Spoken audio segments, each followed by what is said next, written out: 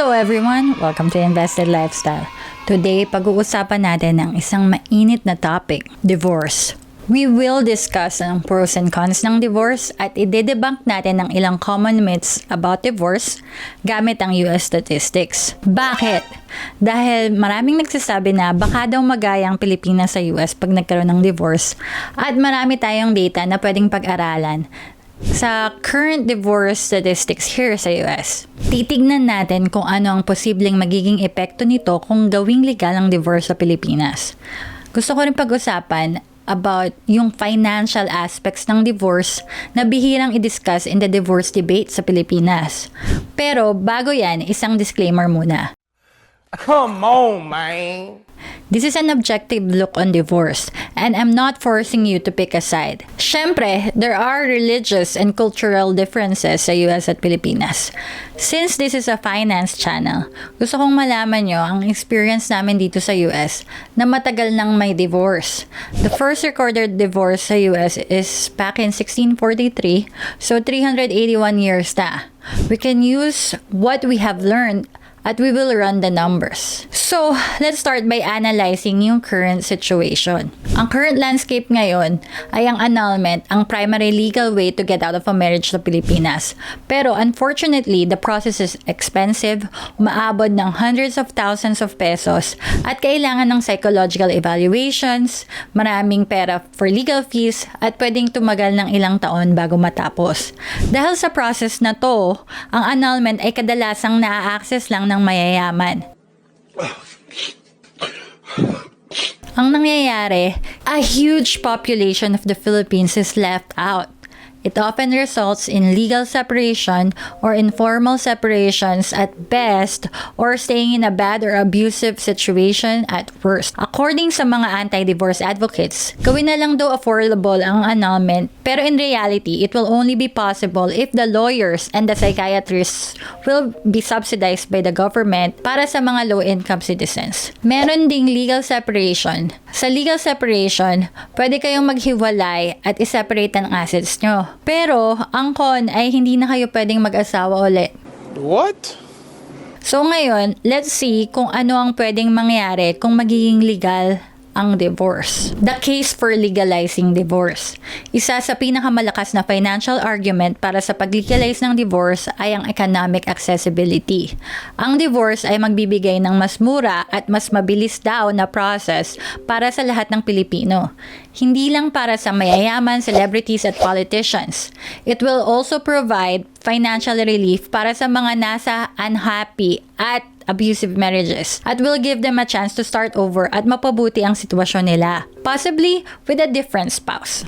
Legalizing divorce could also empower women daw na economically dependent sa mga asawa nila.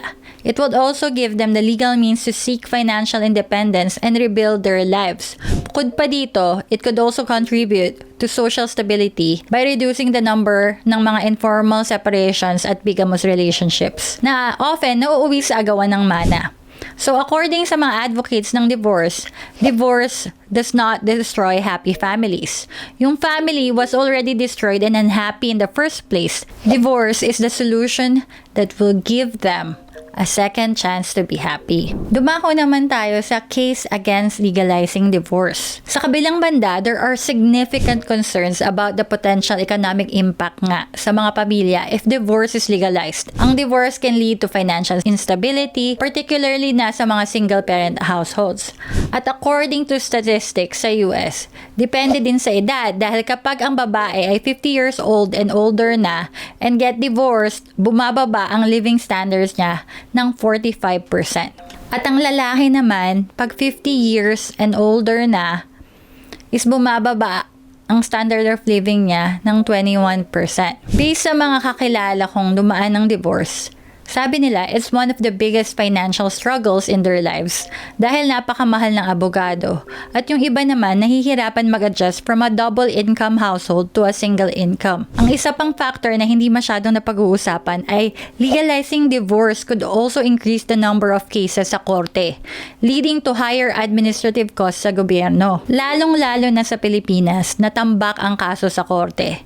kakailanganin ng extra funds from taxes or reallocation of funds to enforce this new law. Kung napaisip kayo sa mga information na to, please hit the like button dahil there's more. Habang nagre-research ako, ang dami ko ring nakitang myths about divorce na gusto ko sana i-explain. Ang mga myths na to ay pwedeng makaapekto sa mga opinion at policies. So, importante natin tong malaman. First myth ay divorce encourages petty separations. Ang reality dito sa US, hindi pa rin basta-basta ang pagdi-divorce. Kailangan ng substantial reasons para mag-divorce. Kadalasan ay may kinalaman sa infidelity, abuse, or irreconcilable differences. Karamihan sa mga states like California ay may waiting periods at counseling para masigurong last resort na ang divorce. At hindi dahil sa kung anumang minor disagreements katulad ng pagpapalit ng kulay ng buhok. Are you serious? I think this myth originates sa mga sensationalized headlines. At kapag nakikita natin yung mga Hollywood celebrities, kaliwat kanan nga silang nagde-divorce. Pero, huwag kayo agad maniniwala sa mga nakikita nyo sa internet and celebrities kasi they do not represent the average person. So, sa mga Kardashians at Britney Spears, meron ding mga Asian Americans like us na naniniwala pa sa forever.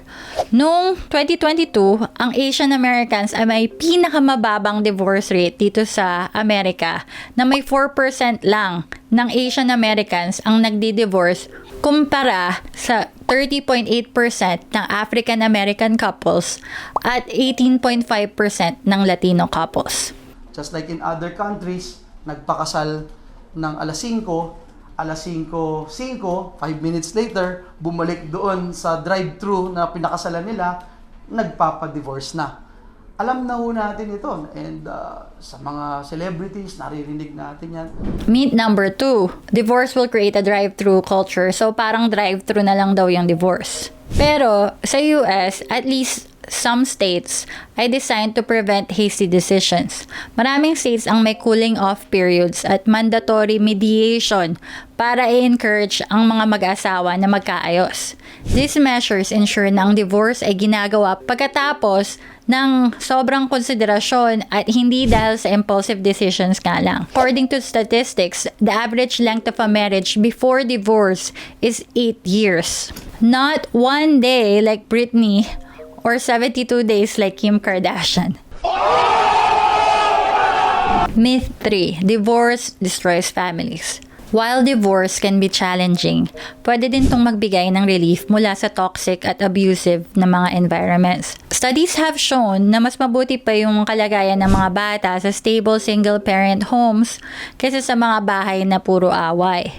Ang divorce ay nagbibigay ng pagkakataon sa mga tao to rebuild their lives and seek a healthier relationship. Here in the US, in 2023, only 5.8% of children under 18 lived exclusively with their mother following a divorce. Shared custody na ang uso dito. Yun ang naging norm. Yung views on parenting ay nag-shift na.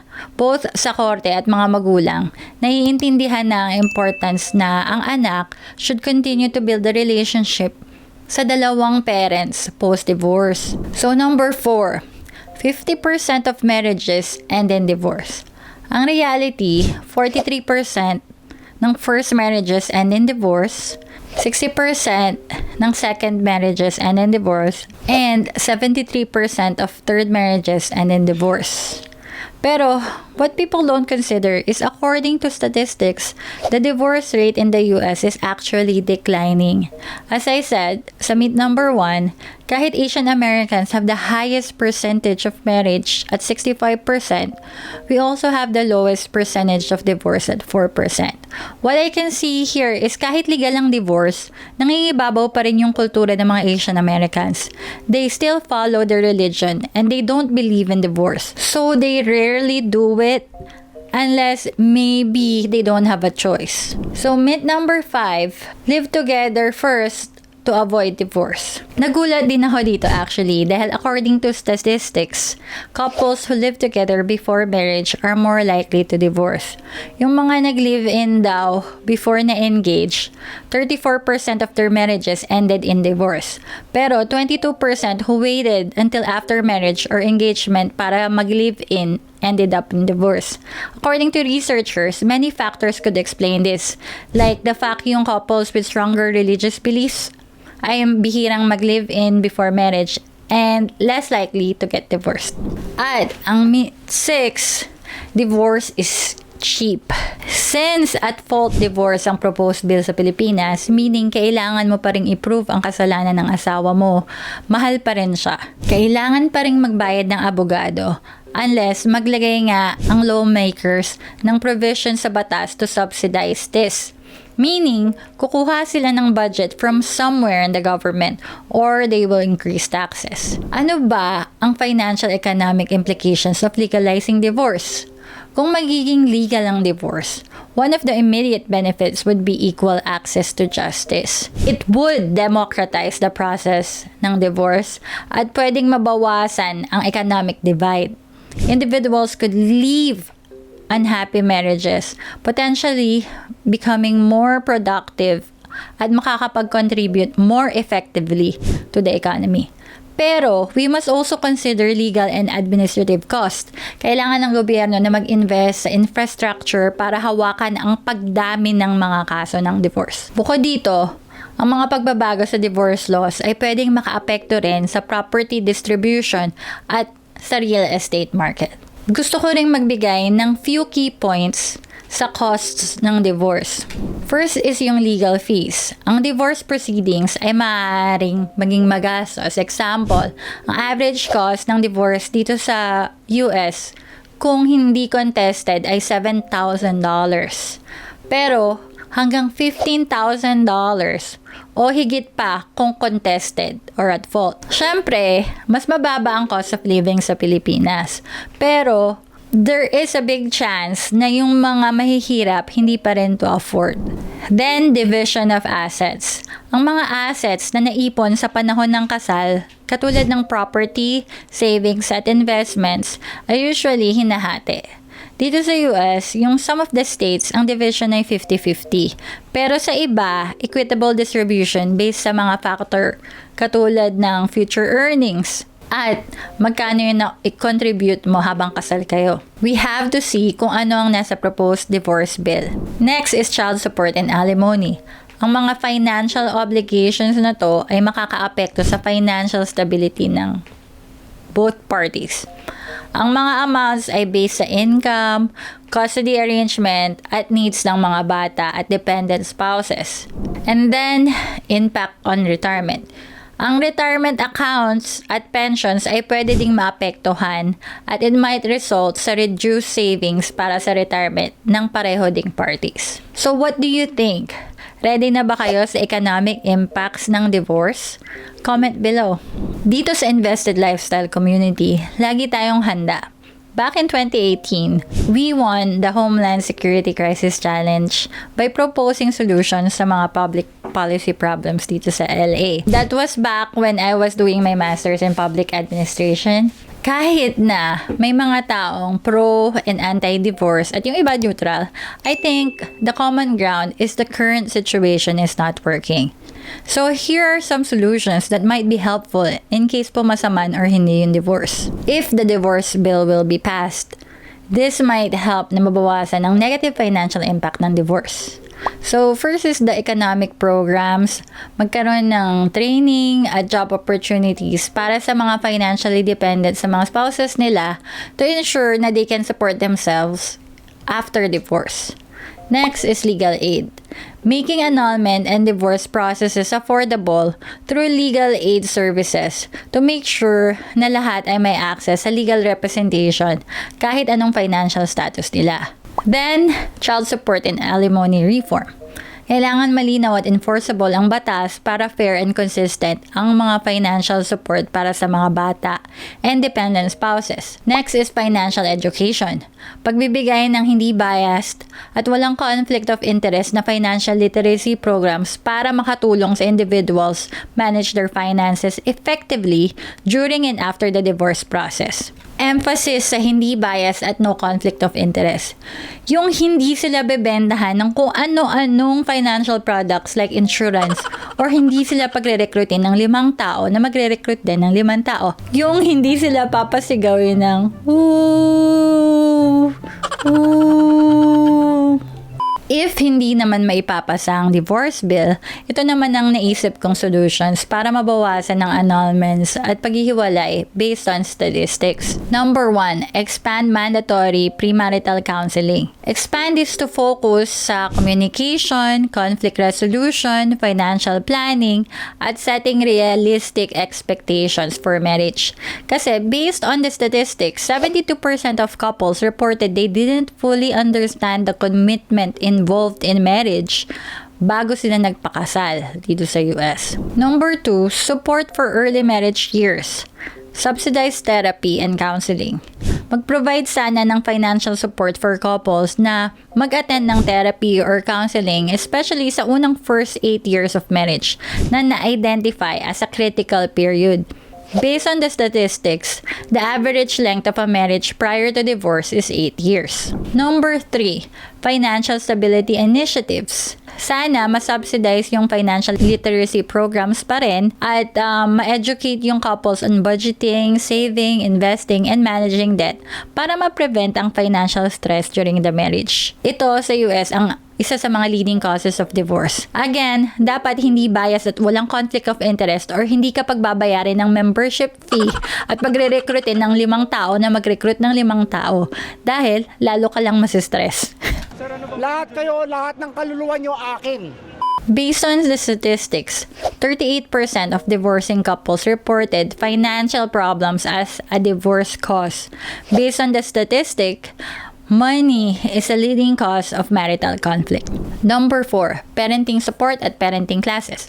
Magkaroon sana ng parental classes on effective parenting strategies para matuto yung mag-asawa ng balance between parenting and relationship needs, pati na rin ng child development. Ooh, date night. Next is yung childcare support.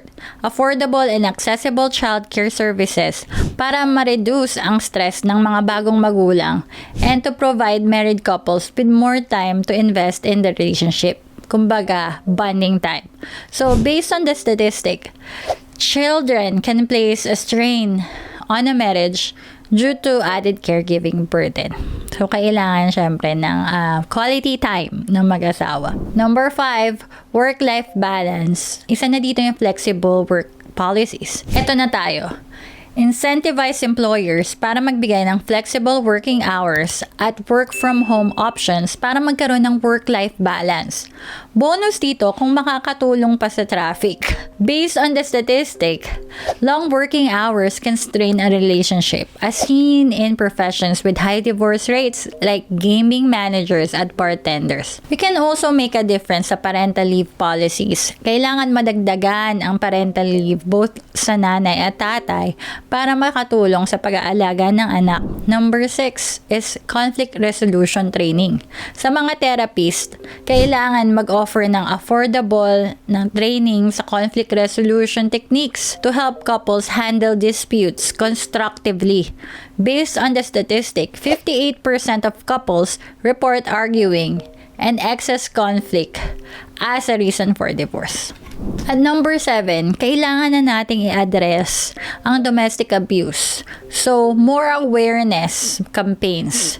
Run campaigns para ma-educate yung public about sa signs of domestic abuse at mga available services para ma-report yung mga domestic abusers kasi minsan hindi alam ng mga tao na abuse na pala yun. Akala nila normal. Based on the statistic, 24% of divorces cite domestic abuse as a cause. At sana maituro din kung ano yung mga options ng mga tao kung nakakaranas sila ng domestic abuse. Hindi lang physical, pati psychological, financial, mental. And number 8, access to higher education. So, bakit? Dito na naman pumapasok ang importance ng diploma sa diskarte. We need to provide scholarships, grants, and other financial aid para ma-encourage natin yung mga kabataan na to pursue higher education, especially para sa mga kababaihan. Based on the statistic, college-educated women have a higher likelihood of having a lasting marriage, with 78% of women with a bachelor's degree having a marriage that lasts at least 20 years. And number 10, legal and structural support. So, mag-provide ng affordable or subsidized legal representation in annulment at legal separation proceedings. Agree ba kayo dito? Let me know kung ano pang pwedeng idagdag ng mga solution in the comments below. Last is yung international perspectives. Tingnan naman natin yung mga ilang example mula sa ibang bansa aside from the US. Sa mga countries katulad ng Italy at Spain na predominantly Catholic, ang divorce ay naging legal after ng mahabang debate sa dalawang bansa na to. Sa una, nagkaroon ng social resistance, syempre. Pero after that, nag-adapt na rin sila. Example, ang Italy ay nag-legalize ng divorce noong 1970. At mula noon, ang legal process ay inayos nila to make sure na fair ang asset distribution at child custody arrangements. Ang Spain naman ay nag-legalize ng divorce noong 1981. At mula noon, nag-implement din sila ng mga steps para protektahan ang financially vulnerable spouses at mga bata. These countries might offer valuable lessons to manage ang pag-transition ng Pilipinas sa legalized divorce since they are not as liberal as the US. Sa pamamagitan ng pagpapatupad ng protective measures, nami-minimize nila yung mga economic harm at sinisigurado nila na ang legal process ay patas at accessible. Gusto kong linawin na hindi ako pro-divorce. Personally, kahit legal ang divorce sa US, I don't plan to divorce my husband dahil he is the love of my life and my best friend. We do not have a perfect marriage, but we have a happy marriage. Pro-freedom ako.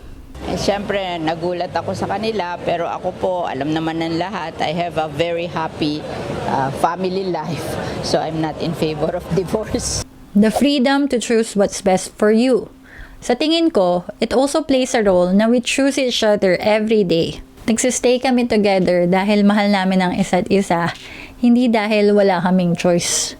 It also helps na alam namin mag-asawa na may divorce, so we don't take each other for granted.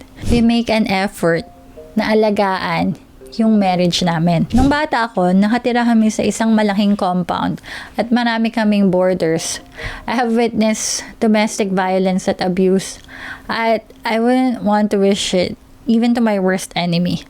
So, I do understand ang hirap, and kahit masaya ako ngayon, di ko alam kung sino ang mapapangasawa ng anak ko or ng apo ko. Kahit wala pa akong anak at apo. But hopefully, they will be okay. Sana din, the debate will still be respectful on both sides and hear each other out. I said my piece. Alam nyo na where I am coming from. So I hope you also express your thoughts, whether pro, anti, or neutral, and join the conversation. Your voice is important. Kasi, baka may alam kayo na hindi namin alam. Ang potential legalization ng divorce sa Pilipinas ay isang napaka-komplikadong issue na maraming significant economic and financial implications na lahat maapektuhan. Pati na rin yung mga Pilipino na nagtatrabaho dito sa US na hindi pa citizen. Sa tingin ko, by learning from other countries and pag-i-implement ng critical solutions, we can minimize ang negative impacts and create a fairer system para sa lahat. Maraming salamat kung nandito pa kayo. Alam ko medyo deep ang topic natin ngayon, pero next week magde-debunk na naman tayo ng isa pang fake guru at of course CEO siya ng isang MLM. I'd love to hear your thoughts on this topic. Sa tingin nyo, should the Philippines legalize divorce? What are your financial concerns? So please comment below. If you want to support me more, please consider becoming a member. Link in the description below. And don't forget to like, subscribe, and share this video para marami pang matuto. Until next time!